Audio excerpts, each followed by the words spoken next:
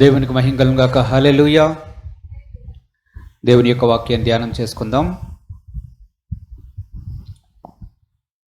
యోహాను సువార్త 10వ అధ్యాయం 1 నుంచి 5 వచనాలు చదువుకుందాం. యోహాను సువార్త 10వ అధ్యాయం 1 నుంచి 5 వచనాలు. గొర్రెల దొడ్డిలో ద్వారమున ప్రవేశింపక వేరొక మార్గమున ఎక్కువాడు దొంగయు దోచుకునివాడునై ఉన్నాడు. ద్వారమున ప్రవేశించువాడు గొర్రెల కాపరి అతనికి ద్వారపాలకుడు తలుపు తీయును. గొర్రెలు అతని స్వరము వినును. అతడు తన సొంత గొర్రెలను పేరు పెట్టి పిలిచి వాటిని వెలుపలికి నడిపించును. మరియు అతడు తన సొంత గొర్రెలన్నిటిని వెలుపలికి నడిపించినప్పుడల్లా వాటికి ముందుగా నడుచును. గొర్రెలు అతని స్వరము ఎరుగును గనుక అవి అతనిని వెంబడించును. అన్యుల స్వరము అవి ఎరగవు గనుక అన్యుని ఎంత మాత్రమును వెంబడింపక వాని యొద్ద నుండి పారిపోవునని మీతో నిశ్చయముగా చెప్పుచున్నాను అని వారితో అనెను. దేవుడు తన పరిశుద్ధ వాక్యం దీవించుగాక. ప్రార్థన చేసుకుందాం. పరిశుద్ధుడా యేసయ్య మీకు వందనాలు. మహోన్నతుడా సర్వోన్నతుడా మీకు వందనాలయ్యా. వాక్యమయ్యున్న దేవా, మీరు మాతో మాట్లాడమని వేడుకొంచున్నాను తండ్రి. వాక్యములో ఉన్నటువంటి సత్యములను మేము గ్రహించినట్లుగా సహాయం దయచేయండి. నేడు మీరు మాతో మాట్లాడమని మీ సన్నిధికి వచ్చున్నాం ప్రభువా. మీరు మహిమ పొందండి, మీరే ఘనత పొందండి. యేసుక్రీస్తు పరిశుద్ధ నామమున వేడుకొంచున్నాం తండ్రి. ఆమేన్. హల్లెలూయా, హల్లెలూయా. యోహాను సువార్త 10వ అధ్యాయంలో యేసు ప్రభు ఒక సాదృశ్యమును చెప్తున్నాడు. ఆయన గొర్రెలకు మంచి కాపరి. ఆయన పేరు గొర్రెల కాపరి. మనము ఆయన మేపు గొర్రెలమై ఉన్నాము. యేసు ప్రభు చెప్తున్నారు, గొర్రెల యజమాని ఎవరైతే ఉంటారో వారి స్వరాన్ని మాత్రమే గొర్రెలు వింటాయి. ఆ గొర్రెల కాపరి పిలిస్తేనే ఆ గొర్రెలు వెలుపలికి రావడం, లోపలికి పోవడం జరుగుతుంది తప్ప వేరొకరు ఎవరైనా సరే ఆ గొర్రెలను పిలిస్తే ఇతడు మా యజమాని కాడు, ఇతను ఎవరో అని భావించి అవి వెలుపలికి రావు, అతను పిలిచినా పలకవు. యేసు ప్రభు చెప్తున్నారు, నా గొర్రెలు నా స్వరాన్ని వింటాయి, నా యొక్క స్వరాన్ని గుర్తిస్తాయి. నేను మాట్లాడే విధానము, నేను వాటిని పిలిచే విధానము, నేను యజమాని అని, నేను కాపరి అని ఆ గొర్రెలు గుర్తిస్తాయి. ఒకవేళ ఇంకొకరు ఎవరైనా వచ్చి పిలిస్తే అవి అతన్ని వెంబడించవు అని చెప్తున్నాడు. ఎందుకు యేసు ప్రభు ఈ ఉపమానాన్ని చెప్పాడు? ఆయన దీన్ని చెప్పడంలో ఆయన యొక్క ఉద్దేశం ఏమిటి? ఇక్కడ గొర్రెలు విశ్వాసులకు సాదృశ్యంగా ఉన్నారు. విశ్వాసులతో మాట్లాడేది ఎవరు అని ఆలోచన చేస్తే యేసు ప్రభు ఒక వైపు నుంచి మాట్లాడుతూ ఉంటాడు, ఇంకొక వైపు నుంచి యేసు ప్రభు కాని స్వరము అంటే వేరొక స్వరము కూడా గొర్రెలకు వినిపిస్తూ ఉంటుంది. నిజముగా మనము యేసుక్రీస్తును ప్రేమించిన వారమైతే, ఆయన స్వరాన్ని ఎరిగిన వారమైతే, వేరొకని యొక్క స్వరం మనకు వినిపించినప్పుడు మనము గుర్తుపట్టగలుగుతాం. ఇది మన ప్రభు అయిన యేసుక్రీస్తు మాట్లాడింది కాదు అని గుర్తించగలుగుతాం. ఈ విషయం చాలా ముఖ్యమైనది. ఎందుకంటే యేసుక్రీస్తునందు విశ్వాసం ఉంచిన మనతో దేవుడు ఎలాగూ మాట్లాడడానికి ప్రయత్నిస్తాడో అపవాది కూడా మనతో మాట్లాడడానికి ప్రయత్నం చేస్తూ ఉంటాడు. దేవుడు ఎలాగో మాట్లాడుతాడు? మనకు తెలిసినటువంటి చాలా విషయాలు సాధారణంగా చెప్పుకోవచ్చు. దేవుడు ఎలా మాట్లాడుతాడు? స్వరము ద్వారా మాట్లాడుతాడు, దర్శనము ద్వారా మాట్లాడుతాడు, రాత్రి గాఢ నిద్రలో ఆయన మాట్లాడుతాడు, మంచం మీద కొనుకు పట్టే సమయంలో మాట్లాడుతాడు, దేవుని యొక్క వాక్యము ద్వారా మాట్లాడుతాడు, తన ప్రవక్తల ద్వారా మాట్లాడుతాడు, దేవుని యొక్క సేవకుల ద్వారా మాట్లాడుతాడు. ఇలా మనము చెప్పుకుంటూ పోతే అనేక విధాలుగా దేవుడు తన ప్రజలతో మాట్లాడుతూ ఉంటాడు. మన దేవుని పేరేంటి? మాట్లాడే దేవుడు. దేవుడికి స్తోత్రం. హల్లెలూయా, హల్లెలూయా. మాట్లాడుతూ ఉంటాడు. మాట్లాడుతూ ఉండేటప్పుడు మనము గమనించవలసినటువంటి విషయం ఏమిటి? యేసు ప్రభు యొక్క స్వరాన్ని గుర్తించగలగాలి. ఏ పద్ధతులైతే దేవుడు మాట్లాడుతూ ఉంటాడో అదే పద్ధతులను ఉపయోగించి అపవాది కూడా మాట్లాడుతూ ఉంటాడు. ఈ రెండిటికి వ్యత్యాసాన్ని ఒక విశ్వాసి గుర్తించగలగాలి. దేవుడు మాట్లాడే విధానాల్లో కొన్ని విషయాలు ఈరోజు ధ్యానం చేద్దాం. చూద్దాం. కీర్తన గ్రంథం 32వ అధ్యాయం 8వ వచనాన్ని చదువుకుందాం. కీర్తనల గ్రంథం 32వ అధ్యాయం 8వ వచనాన్ని చదువుకుందాం. నీకు ఉపదేశము చేసేదను, నీవు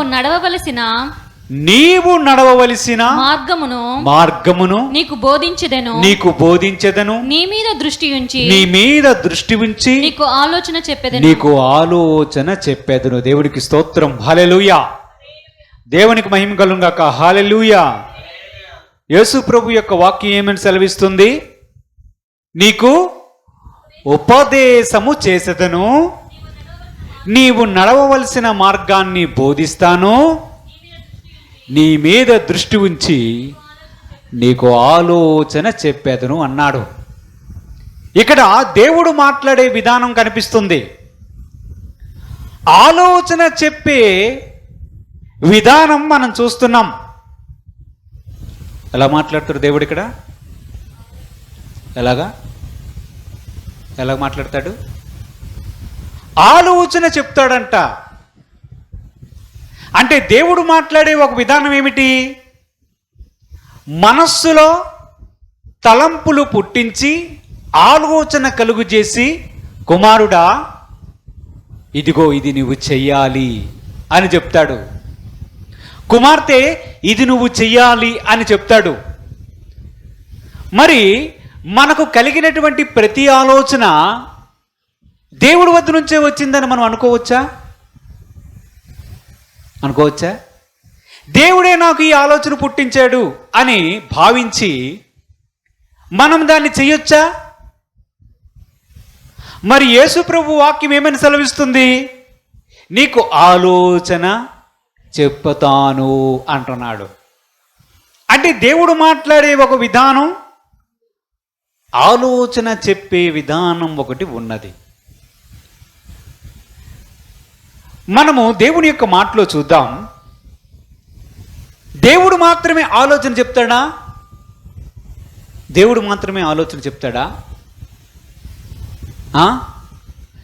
దేవుడు మాత్రమే ఆలోచన చెప్తే మరి దేవుని యందు విశ్వాసం ఉంచిన ప్రతి వ్యక్తి కూడా ఆ ఆలోచన ప్రకారం నడవాలి కదా. మరి మనస్సులో పుట్టినటువంటి మరి ఆలోచనలు ఎక్కడివి? చూద్దాం. చూడండి, దేవుడు మాట్లాడే విధానాన్ని మనం చూస్తే నెహమ్యా గ్రంథం 2వ అధ్యాయం 12వ వచనం చదువుకుందాం. నెహమ్యా గ్రంథం 2వ అధ్యాయం 12వ వచనాన్ని చదువుకుందాం. రాత్రియందు నేనును నాతో కూడా ఉన్న కొందరు లేచితిమి యెరూషలేమును గూర్చి దేవుడు నా హృదయమందు పుట్టించిన ఆలోచనను నేను ఎవరితోనైనను చెప్పలేదు మరియు నేను ఎక్కియున్న పశువు తప్ప మరి ఏ పశువును నా యొద్ద ఉండలేదు. ఇక్కడ నెహమ్యా అనే ఒక వ్యక్తి కనిపిస్తున్నాడు. ఎవరు ఇతని పేరు? నెహమ్యా. ఈ నెహమ్యా ఒక వార్తను విన్నాడు. యెరూషలేము పట్టణం అగ్నితో కాల్చబడింది. ఆ పట్టణం చుట్టూ ఉన్నటువంటి ప్రాకారం కాల్చబడింది, కూల్చివేయబడింది అన్న విషయం నెహమ్యాకు తెలిసింది. ఈ నెహమ్యా యెరూషలేము పట్టణంలో లేడు. వీరిని చెరగా తీసుకుని వెళ్ళిపోయిన వేరొక దేశములో వేరొక రాజు దగ్గర పనిచేస్తూ ఉన్నాడు. అర్తహషస్త అనే ఒక రాజు దగ్గర ఈ నెహమ్యా పనిచేస్తూ ఉన్నాడు. ఎప్పుడైతే యెరూషలేము అనే పట్టణం కూల్చివేయబడింది అనే వార్త నెహమ్యాకు తెలిసిందో నెహమ్యా చాలా బాధపడ్డాడు, ప్రార్థన చేశాడు. దుఃఖముఖముతో ఉండి రాజు దగ్గర పనిచేస్తున్నటువంటి వ్యక్తి ఈ నెహమ్యా. రాజు అడుగుతాడు, ఎందుకు నీకేమీ అనారోగ్యం లేదు కదా, నీ మొహం ఎందుకు చాలా విచారముగా ఉంది అని రాజు అడిగినప్పుడు నెహమ్యా సమాధానం చెప్తాడు, అయ్యా మా పితరులు సమాధులు ఉండేటటువంటి పట్టణం యెరూషలేము అని మీకు తెలుసు. ఆ పట్టణం ఇప్పుడు పాడైపోయింది. ఆ పట్టణాన్ని అగ్ని చేత కాల్చారు. ఆ పట్టణంకు ఉన్నటువంటి ప్రాకారం కూల్చివేయబడింది. అందుకని నా మనసు చాలా విచారంగా ఉంది అని సమాధానం చెప్తాడు. అప్పుడు రాజు రాణి అడుగుతారు, ఏం చేద్దాం అనుకుంటున్నావంటే, అయ్యా కొంచెం కర్రలు దూలములు ఇస్తే నా పట్టణాన్ని బాగు చేసుకోవడానికి నేను వెళ్తాను అని రాజుతో మనవి చేస్తాడు. రాజు ఆ మనవుని అంగీకరించి నెహమ్యాను వెళ్ళనిస్తాడు. కర్రలు దూలములు అన్నిటినీ కూడా ఆ నెహమ్యాకు అనుగ్రహించి యెరూషలేము పట్టణానికి వెళ్ళడానికి రాజు సహకరిస్తాడు. నెహమ్యా చెప్తున్నాడు, యెరూషలేము పట్టణము పాడైపోయింది, దాన్ని బాగు చేయాలనే ఆలోచన నా మనస్సులోనికి వచ్చింది అన్నాడు.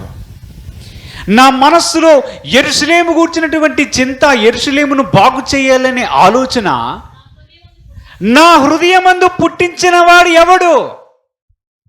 ఎవరు? నెహమ్యా హృదయములో ఆలోచన పుట్టించింది ఎవరు? సమాధానం చెప్పరేంటి, అలా చూస్తున్నారు? ఎవరు? మరి నెహమ్యాతో డైరెక్ట్గా ఏ ప్రవక్త అయినా వచ్చి మాట్లాడా? పోనీ దేవుడు ప్రత్యక్షమై మోషేతో మాట్లాడినట్టు నెహమ్యాతో మాట్లాడా? లేదు. పోనీ వాక్యం చదువుతుంటే అతను హృదయానికి ఏమైనా ప్రేరేపణ కలిగిందా? పోనీ దర్శనం వచ్చిందా? కలగన్నాడా? దేవుడు మనుష్యుల హృదయములలో తలంపులను పుట్టిస్తాడు. ఇది దేవుడు మాట్లాడే విధానం. దేవుడికి స్తోత్రం, హల్లెలూయా. ఈ స్వరాన్ని గుర్తించగలగాలి. ఈ స్వరాన్ని గుర్తించి ఇది దేవుని వద్ద నుంచి వచ్చిందా లేదా అనేది నిర్ణయం చేసుకోవాలి. మన మనస్సులో పుట్టిన తలంపులు దేవునివా కాదా అని నిర్ధారణ చేసుకునే అభ్యాసం మనకి ఉండాలి. అసలు మన దేవుడి పేరే ఆలోచనకర్త. చూద్దాం, యెషయా గ్రంథం 11వ అధ్యాయం 2వ వచనాన్ని చదువుకుందాం. యెషయా గ్రంథం 11వ అధ్యాయం 2వ వచనాన్ని చదువుకుంటే, యెహోవా ఆత్మ జ్ఞాన వివేకములకు ఆధారమగు ఆత్మ ఆలోచన బలములకు ఆధారమగు ఆత్మ తెలివిని యెహోవా ఎడల భయభక్తులను పుట్టించు ఆత్మ అతని మీద నిలుచును. దేవునికి మహిమ కలుగును గాక. హల్లెలూయా, హల్లెలూయా. యెహోవా యొక్క ఆత్మ అంటే మనం దేవుని యొక్క ఆత్మ ఎలాంటి ఆత్మది? జ్ఞానము వివేకాన్ని కలిగించే ఆత్మ మరియు ఆలోచన కలిగించే ఆత్మ. ఆయన పేరు ఆలోచన కర్త అయి ఉన్నాడు. దేవుడికి స్తోత్రం కలుగును గాక. అంటే మనము యేసు ప్రభువును వెంబడిస్తునేటప్పుడు కొన్నిసార్లు మన ప్రభువు మనతో మాట్లాడుతూ ఉంటాడు.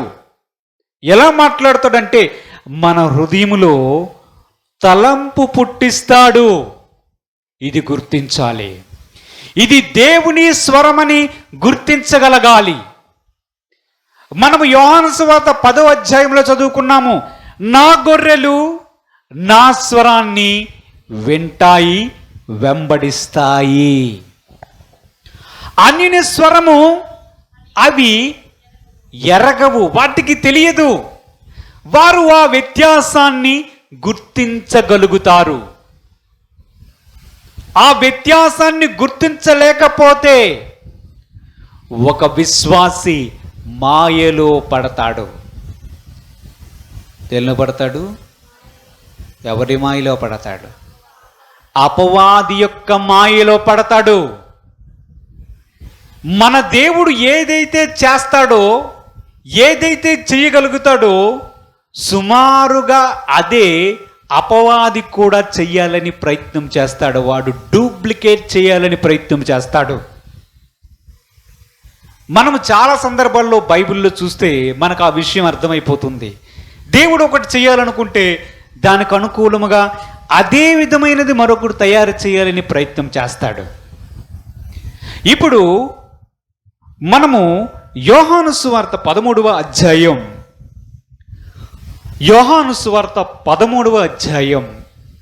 1 నుంచి 4 వచనాలు చదువుకుందాం.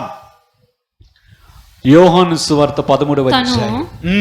ఈ లోకములో నుంచి తండ్రి యొద్దకు వెళ్ళవలసిన గడియ వచ్చినదని యేసు పస్కా పండుగకు ముందే ఎరిగిన వాడై లోకములో ఉన్న తన వారిని ప్రేమించి వారిని అంతము మట్టుకు ప్రేమించెను. వారు భోజనము చేయుచుండగా ఆయనను అప్పగింపవలనని సీమోను కుమారుడగు ఇస్కరియోతు యూదా హృదయములో అపవాది ఇంతకు మునిపే ఆలోచన పుట్టించి ఉండెను గనుక తండ్రి తన చేతికి సమస్తము అప్పగించిననియు తాను దేవుని యొద్ద నుంచి బయలుదేరి వచ్చిననియు దేవుని యొద్దకు వెళ్ళవలసి ఉన్నదని యేసు ఎరిగి భోజన పంక్తిలో నుండి లేచి తన పై వస్త్రము అవతల పెట్టివేసి ఒక తువాలు తీసి నడుమునకు కట్టుకొనెను. దేవునికి మహిమ కలుగును గాక. హల్లెలూయా. ఇక్కడ ఏం కనిపిస్తుంది మీకు? ఇస్కరియోతు యూదా కనిపిస్తున్నాడు. యేసు ప్రభు యొక్క శిష్యుల్లో ఒక శిష్యుడు. అసలు యేసు ప్రభువుని అప్పగించాలన్న ఆలోచన ఇస్కరియోతు యూదాకు ఎలా కలిగింది?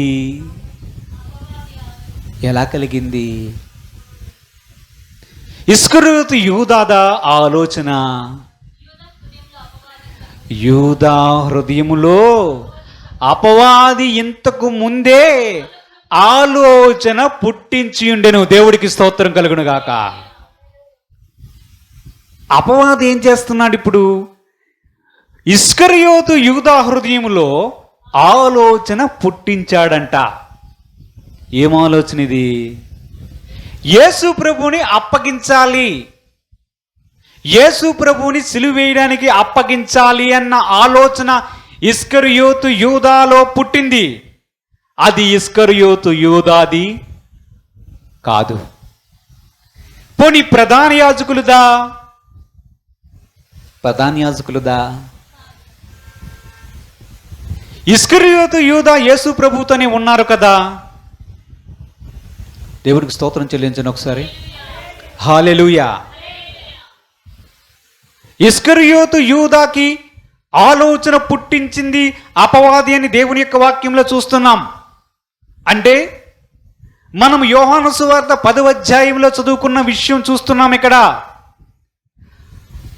గొర్రెలతో అనగా దేవుని యందు విశ్వాసం ఉంచినటువంటి ప్రజలతో దేవుడు మాట్లాడాలని ప్రయత్నము చేస్తూ ఉంటాడు.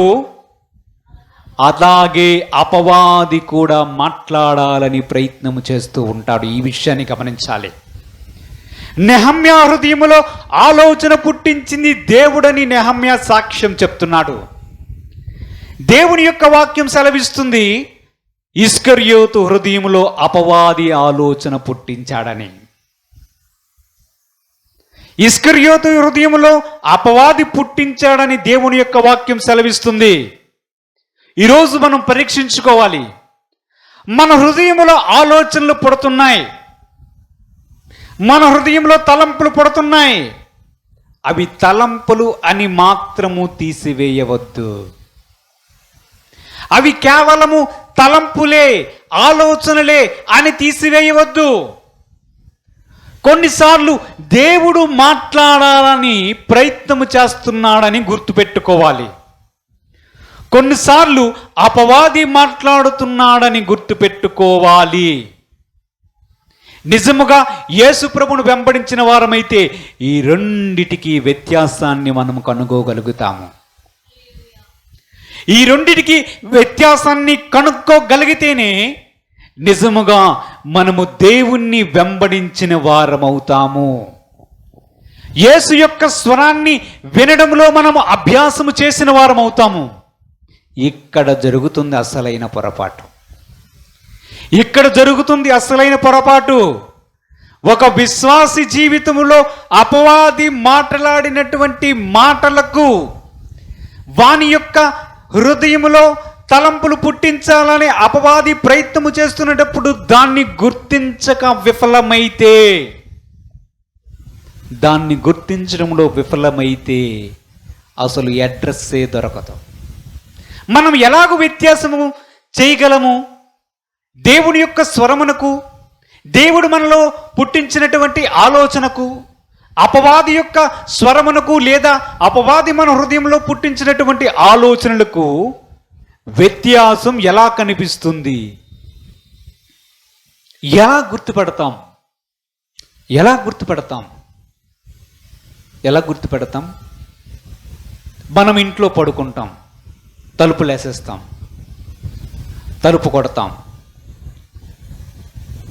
తలుపు కొడితే నేనే అన్నాడు అనుకోండి, ఎవరైనా తలుపు తీస్తారా? తీస్తారా? ఇది ఎవరిది, కొత్త స్వరం లాగా ఉంది అని అనుకుంటామా లేదా? అది తెలిసిన వారు కొట్టారనుకో, ఓహో మా నాన్న వచ్చాడా, మా అమ్మ వచ్చిందా, అక్క వచ్చిందా అని గుర్తించగలుగుతాం. ఎందుకు? ఆ స్వరాన్ని ఇంతకు ముందు మనకు వినడం అలవాటయ్యింది. మనకు దేవుని యొక్క స్వరం వినడం అలవాటు లేకపోతే నేనే అనేటప్పుడు తలుపు తీయడానికి ఆలస్యం చెయ్యం. అంటే ఈ ప్రమాదం నుంచి తప్పించుకోవాలంటే ముందుగా చేయవలసింది ఏమిటి?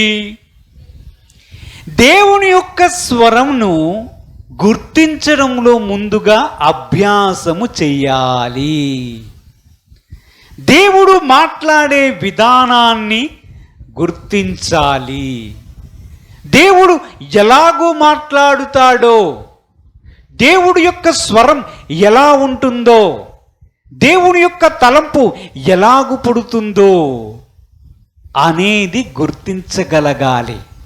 గుర్తించడం వచ్చా? మీకు వచ్చినటువంటి దర్శనము, మీకు పుట్టినటువంటి తలంపు, మీకు పుట్టినటువంటి కలో అది దేవుని యొద్ద నుంచి వచ్చినదా కాదా అని మీరు నిర్ధారించగలరా? నిర్ధారించడం రాకపోతే ఇంక దేవుడికి స్తోత్రమే, హల్లెలూయా. మరి ఏం చేయలేం. ఎందుకంటే వీరు దేవునితో సహవాసం చేయని వారు, ఆయన యొక్క గొర్రెల దొడ్డిలో ఉండని వారు, ఆయనతో లేనివారు గనుక ఆయన మాట ఎలాగ ఉంటుందో వీరికి ఎప్పటికీ తెలియదు. అపవాది కొన్నిసార్లు ఏం చేస్తాడంటే మనుషుల్లో దూరుతాడు. ఇంకా వీడి హృదయంలో తలంపు పుట్టించడం కష్టమైతే ఎదుటివాడిలో నుంచి మాట్లాడుతూ ఉంటాడు. వీడి హృదయంలో తలంపు పుట్టించడం సాధ్యపడడం లేదు. ఎదుటివాడు సులభంగా ఉన్నాడు, వాడి ద్వారా మాట్లాడడానికి ప్రయత్నం చేస్తాడు. ఉదాహరణకి బైబిల్లో కుటుంబ వ్యవస్థ గురించి దేవుని యొక్క వాక్యం సెలవిచ్చింది, అవునా? భార్యాభర్తల గురించి దేవుని యొక్క వాక్యం స్పష్టమైనటువంటి సూచనలను, సందేశాన్ని ఇచ్చింది, అవునా? అబ్రహాముకి ఎంతమంది భార్యలు? ఎంతమంది? హల్లెలూయా, 3 భార్యలు. పేర్లేంటి?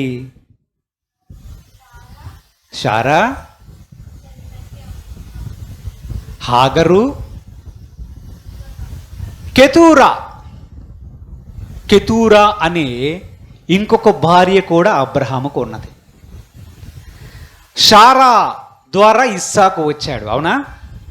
హాగరు ద్వారా ఇస్మాయేలు వచ్చాడు.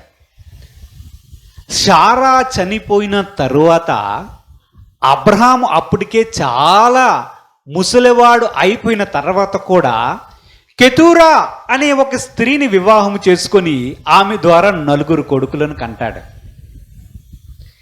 ఇప్పుడు అబ్రహాముకి ఇచ్చినటువంటి వాగ్దానం ఏమిటి? నీ కుమారులను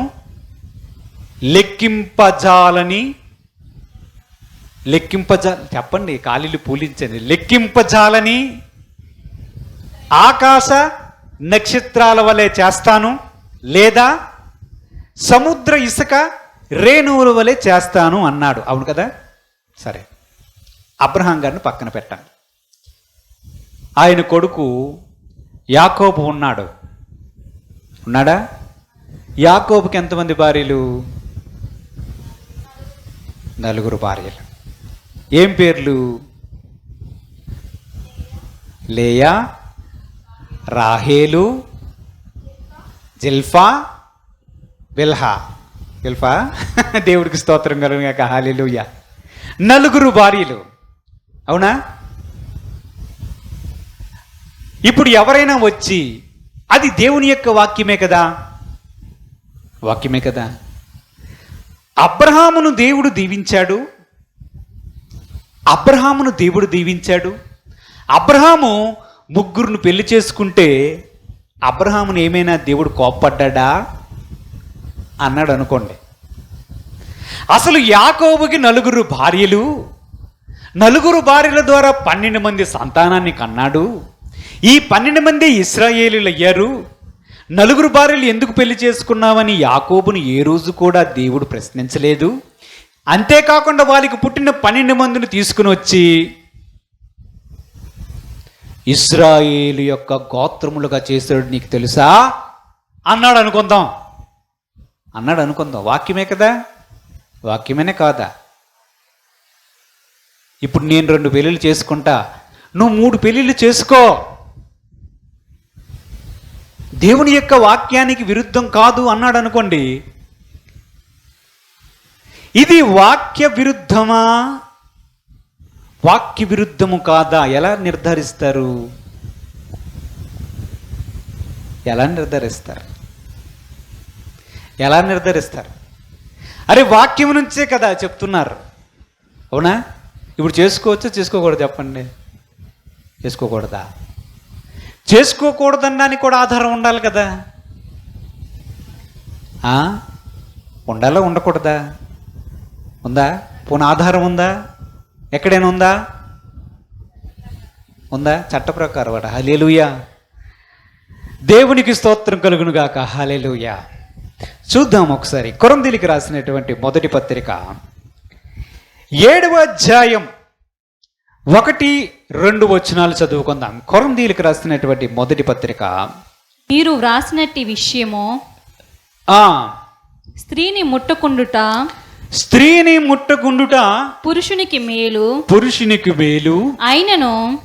అయినను జారత్వములు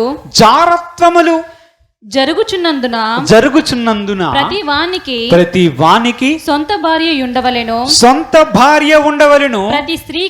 ప్రతి స్త్రీకి సొంత భర్త ఉండవలెను. ఏంటిది? అద్దె భర్తల గురించి, అద్దె భార్యల గురించి మాట్లాడుతున్నాడా? మనము కొత్త నిబంధనలో ఉన్నాము, అవునా? కొత్త నిబంధనలు ఉన్నామా? దేవుని యొక్క వాక్యం ఏమని సెలవిస్తుంది? అరే జారత్వం అనేది చేస్తున్నారు గనుక ప్రతి స్త్రీకి సొంత భర్త ఉండాలి, ప్రతి పురుషునికి సొంత భార్య ఉండాలి, అవునా? ఈ మాటలు బట్టి మీకేమర్థమైంది? ఎంతమంది ఉండాలి? సొంత భార్య, సొంత భర్త ఒక్కరే ఉండాలి, అవునా? ఇప్పుడు ఎవరైనా వచ్చి ప్రేరేపించారనుకోండి, అరే దేవుని యొక్క వాక్యం ఎలాగ సెలవిస్తుంది, దేవుని యొక్క వాక్యం ఎలాగ సెలవిస్తుంది, ఏం తప్పు కాదు, అసలు పాపమే కాదు, అసలు దేవుని యొక్క వాక్యం ఎక్కడ ఖండించింది, ఎక్కడ ఖండించలేదు కదా అని మాట్లాడాడు అనుకోండి, అది దేవుని యొక్క స్వరం అంటారా, అపవాది యొక్క స్వరం అంటారా? అపవాది యొక్క స్వరమేనా? దేవుడికి స్తోత్రం, హల్లెలూయా. అంటే మనము దేవుని యొక్క వాక్యాన్ని బట్టి మనం వింటున్నటువంటి స్వరము కానీ మనకు వచ్చినటువంటి ఆలోచన కానీ నిర్ధారించగలుగుతున్నాం, అవునా? అంటే ఏంటి? వచ్చినటువంటి తలంపు కానీ వచ్చినటువంటి ఆలోచన కానీ వాక్య విరుద్ధమైనదా, వాక్యము దీనికి అంగీకరిస్తుందా లేదా అనేది పరీక్షించగలిగితే మనకేమర్థమవుతుంది? ఇది దేవుని యొక్క తలంపా, అపవాది యొక్క తలంపా, ఇది దేవుని స్వరమా, అపవాది స్వరమా అని మనం గుర్తించగలుగుతాం. దేవునికి స్తోత్రం, హల్లెలూయా, హల్లెలూయా. చాలా మందికి మనం ఒక ఉదాహరణ తీసుకున్నాంలేండి. చాలా మందికి ఇక్కడే సమస్య వస్తుంది. ఎక్కడ? చేసినవి చేసి దానికి వాక్యాన్ని మళ్ళా వెతుక్కుంటారు. తెలుసా మీకు? చేసినవి చేసి సపోర్టుగా ఉన్న వాక్యాలు వెతుక్కుంటారు అన్నమాట. వీళ్ళు ఏమనాలి? ఏమనాలి?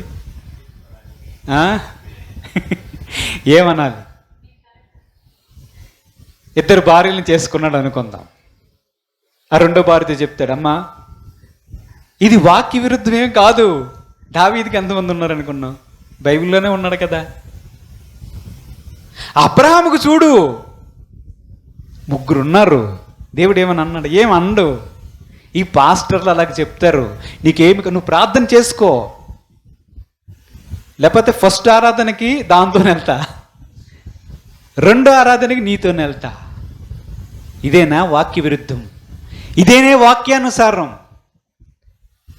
మోసం చేయాలని ప్రయత్నం చేసినప్పుడు, తప్పును కవర్ చేసుకోవాలని ప్రయత్నం చేసేటప్పుడు ఇలాంటి ఆలోచనలు వస్తాయి.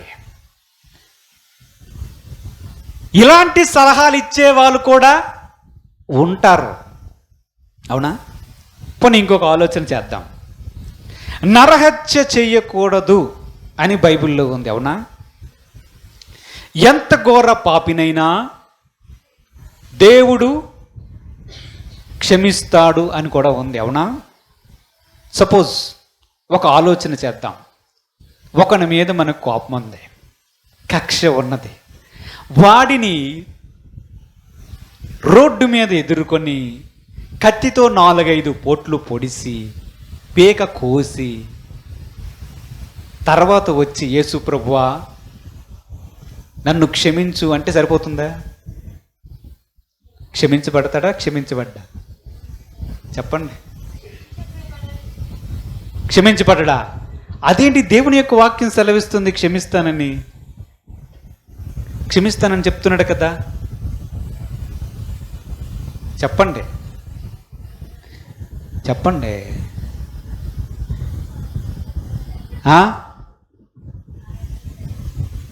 ఎలాగూ నిర్ధారిస్తాం? ఎలాగూ ఆలోచన చేస్తాం? 4 పోట్లు పొడిసి ప్రభువా నేను వాడిని చేశాను ప్రభు, నాది తప్పయింది, క్షమించు తండ్రి, నీ రాజ్యములో నీవు కూడా వచ్చినప్పుడు నన్ను జ్ఞాపకం చేసుకొని 2వ దొంగలా చేసావనుకోండి, సరిపోతుందా? సరిపోతుందా? సరిపోదు. అందుకే ముందు తలంపు ఎవరిది? ముందు తలంపు ఎవరిది? అపవాదిది. అపవాది యొక్క స్వరము విని మోసపోయి క్రియ చేసి పాపము చేసి ఇప్పుడు వచ్చి ఏమీ తెలియనోళ్ళగా 4 కన్నీటి పొట్లు కారిస్తే సరిపోదు. దేవుని యొక్క వాక్యం సెలవిస్తుంది మనలో ఆలోచనలు పుట్టిస్తాడు. ఎవరు? అపవాది ఆలోచనలు పుట్టిస్తాడు. దాని ద్వారా మాట్లాడాలని ప్రయత్నం చేస్తాడు. చేసి చేయించి పాపములు త్రోసివేసి పక్కకు తప్పుకుంటాడు. అపవాది యొక్క స్వరం ఏదో గుర్తించడంలో మనము విఫలమైతే మనము తిరిగి యేసు ప్రభు దగ్గర కూడా రాలేని పరిస్థితి జరగవచ్చు. ఎందుకంటే వారి మనస్సుకి వారు చెప్పుకుంటూ ఉంటారు, నేను దేవుని యొక్క వాక్యానికి విరుద్ధముగా చేయలేదని వెతుక్కుంటూ ఉంటారు వాక్యాలనే.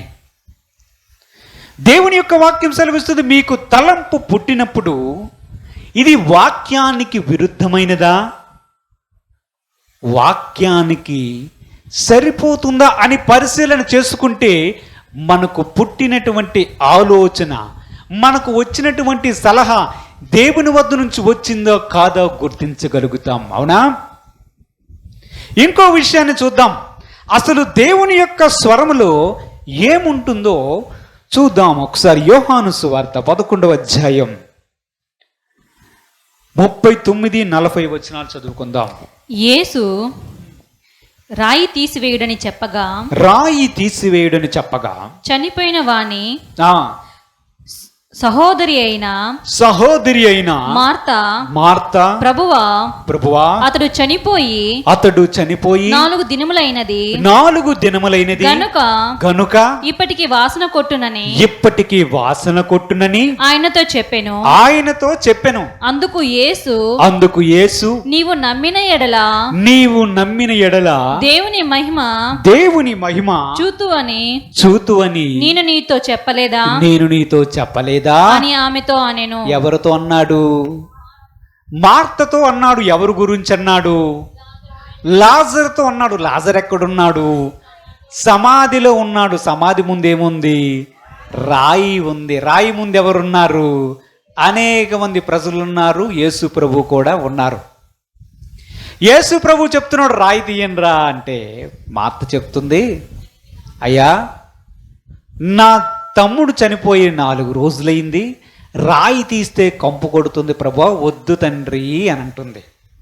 అందుకు యేసు ప్రభు చెప్తాడు, నీవు నమ్మితే దేవుని మహిమ చూస్తావని నేను ముందు చెప్పాను కదా మార్తా అని అన్నాడు.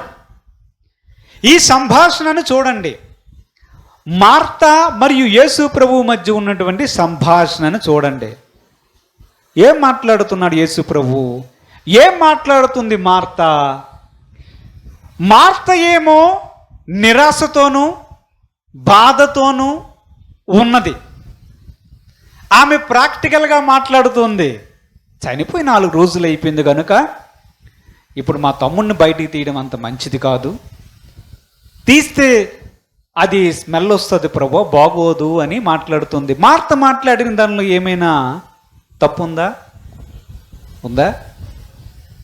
యేసు ప్రభు ఏమంటున్నారు? రాయి తీయండి రా అని మాట్లాడుతున్నాడు.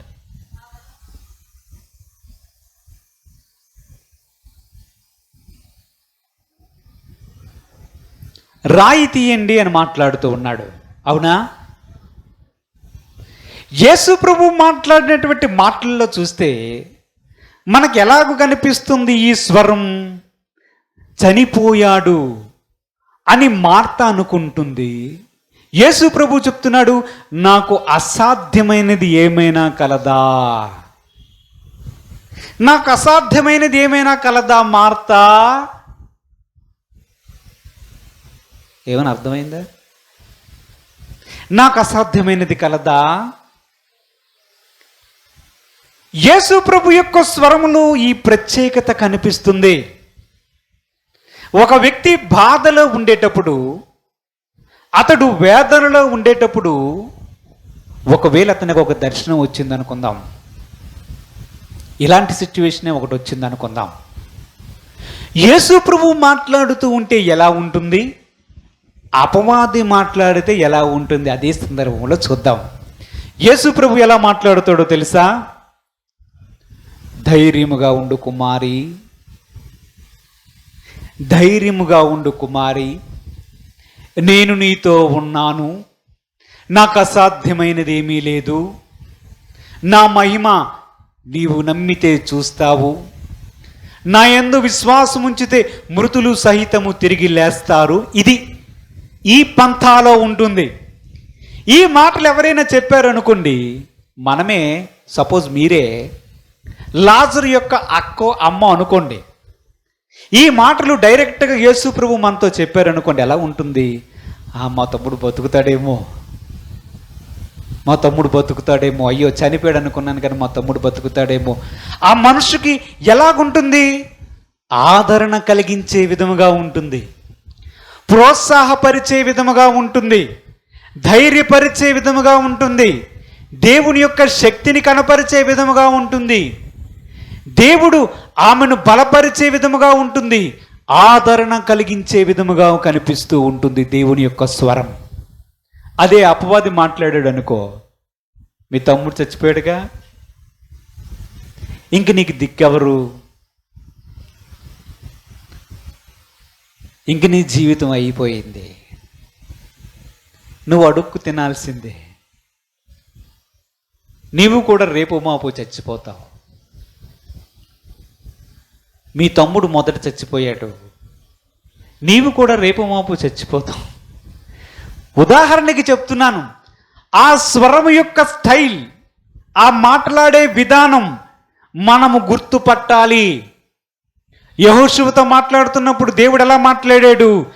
ధైర్యముగా ఉండు యెహోషువ, నిబ్బరముగా ఉండు యెహోషువ, మోషేకు ఎలాగు తోడై ఉన్నానో అలాగే నీకు తోడై ఉంటాను అనేటట్లు మాట్లాడుతాడు యేసు ప్రభు.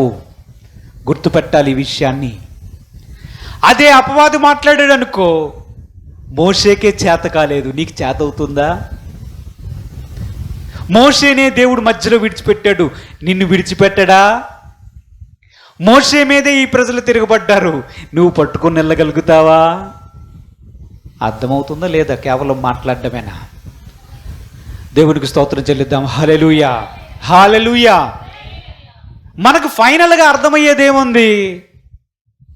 ఆ తలంపులు, ఆ స్వరం యొక్క స్టైల్ మనకి తెలియాలి. కొన్నిసార్లు మనం చూస్తాం, ఆందోళన కలిగించేస్తాడు, మనకు ఎక్కడి నుంచి తలంపు వస్తుందో తెలియదు. టక్ మన మనసులో తలంపు వస్తుంది అంతే. మనసు ఆందోళన, చిందరవందరగా అయిపోవడం, జరగక మునిపే వాటిని ఊహించుకొని భవిష్యత్తులో వెళ్ళిపోయి భవిష్యత్తులో జరగవలసిన దానికి ఇప్పుడు ఏడవడం ప్రారంభిస్తాం. నిజానికి దేవుడు అలాగూ మాట్లాడతాడా? అది దేవుని స్వరమేనా? దేవుడు మాట్లాడే విధానం అదేనా అని మనం గుర్తించగలిగామనుకో, వెంటనే ఏం చెప్తాం తెలుసా? సాతానా, నా యొద్ద నుంచి పో అని చెప్పగలుగుతాం. దేవునికి మహిమ కలుగుడు గాక. హల్లెలూయా, హల్లెలూయా. దేవుని యొక్క వాక్యం సెలవిస్తుంది, నా గొర్రెలు నా స్వరాన్ని ఎదుగుతాయి, నా మాటలు అవి జాగ్రత్తగా గమనించగలుగుతాయి. నేను పిలిస్తే దొడ్డిలో నుంచి బయటకు వస్తాయి, నేను పిలిస్తే దొడ్డిలోనికి లోపలికి వెళ్తాయి. ఎందుకంటే నా స్వరం అవి ఎరుగుతాయి. అని నీ స్వరము అవి ఎరగవు. వాడు కేకలు పెట్టి పిలిచినా అవి బయటికి రావు.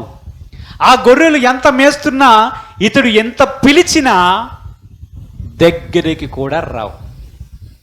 యేసు ప్రభు చెప్తున్నాడు, మనము యేసు యొక్క స్వరం యొక్క స్వభావాన్ని ఎరిగి ఉండాలి. మనల్ని మనుషులు ప్రేరేపించవచ్చు. అనేక సందర్భంలో మనుషులు ఇచ్చే సలహాలు కానీ, మనుషులు చెప్పే ఆలోచన కానీ, మన మనసులో పుట్టే తలంపులు కానీ మనము పరీక్షిస్తూ ఉండాలి. అరే, నాకు వచ్చినటువంటి ఈ ఆలోచన వాక్య విరుద్ధమైనదా, లేదా వాక్యానికి కిట్టించడం అంటే తెలుసా? దేవుడికి స్తోత్రం, హల్లెలూయా. ఈ లెక్కలు చేస్తుంటారు స్టూడెంట్లు 10th క్లాస్లో, ఇంటర్మీడియట్లో. ఆన్సర్ తెలిసిపోద్ది, కానీ ఎలా చేయాలో తెలియదు. కిట్టించేస్తారు అన్నమాట. అన్ని కిట్టించేసి 2 స్టెప్పులు వేసి ఆన్సర్ మాత్రం రప్పిస్తారు.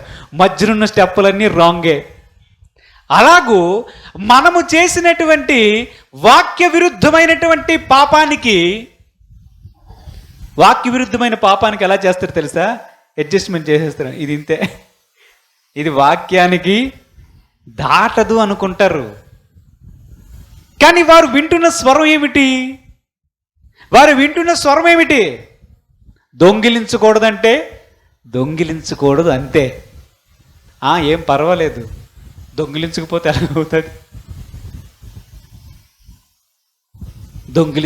ఎలాగవుతుంది? అబద్ధం ఆడకూడదు, పర్వాలేదు, అబద్ధం ఆడకపోతే ఎలాగవుతుంది? ఈ అడ్జస్ట్మెంట్లు ఉండవు.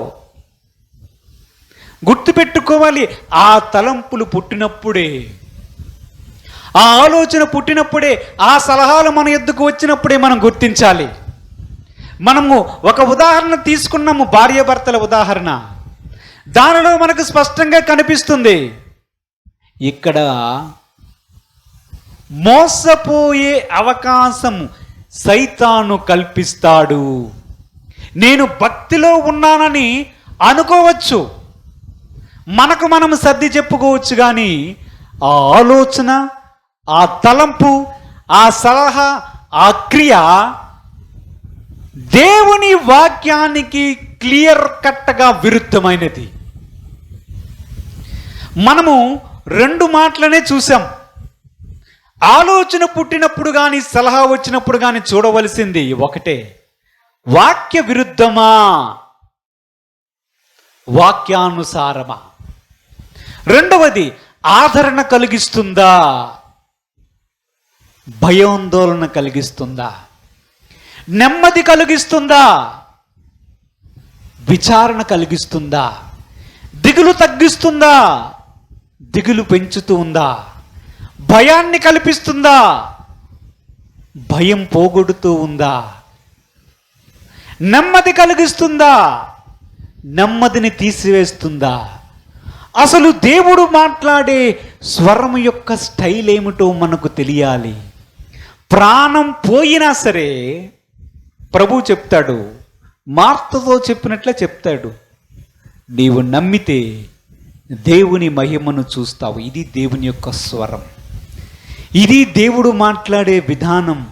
అసలు ఏమీ జరగదు, ఇంక వీడు చచ్చిపోతాడు అనేటట్లు చెప్పేది అపవాది యొక్క స్వరం. కాబట్టి ఈరోజు యేసు యొక్క స్వరమును వినడానికి మనం అభ్యాసము చేసుకుందాం.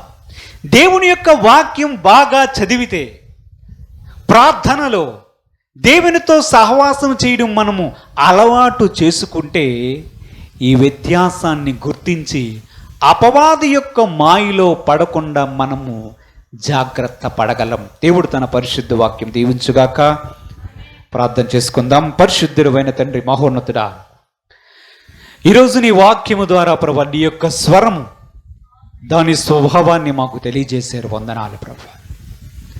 పరిశుద్ధుడైన తండ్రి, నీవు మాట్లాడే విధముగానే అపవాది కూడా మా హృదయంలో తలంపులు పుట్టించాలని, మనుషుల ద్వారా వాక్య విరుద్ధమైనటువంటి పనులు చేయించడానికి సలహాలు ఇస్తాడని, నీకు దూరముగా పోయేటట్లు వాడు చేస్తాడని, చేస్తున్నాడని ఈ వాక్యం వింటున్న వారు గుర్తిరిగి దాని నుంచి బయటకు వచ్చి నీ స్వరానికి అలవాటు పడి, నీ సహవాసానికి లోనై నీ వాక్య ధ్యానము చేస్తూ నీతో ఉండడానికి, నీ స్వరాన్ని వినడానికి వారికి సహాయం దయచేయండి ప్రభు.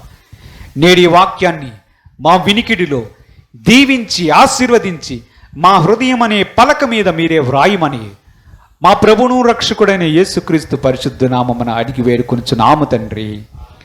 ఆమేన్. హల్లెలూయా.